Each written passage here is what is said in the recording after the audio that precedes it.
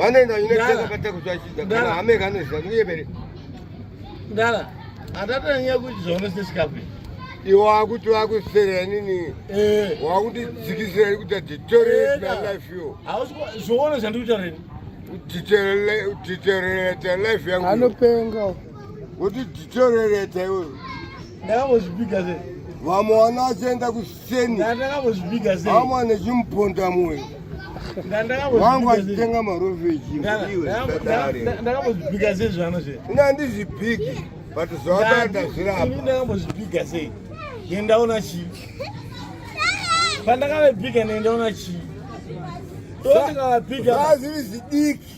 Asi kana ndakudzoka kune imwe nyaka itarise kwete kundipikisa. Mwana nzara sa. Aunde kubheje. Yayo. Nasinda kuti uyo ari kuyo. Uyo kuti bakaita. Aunde. Uyo. Wala faces. Yakakwana chikafi. Ine une mwana tisi.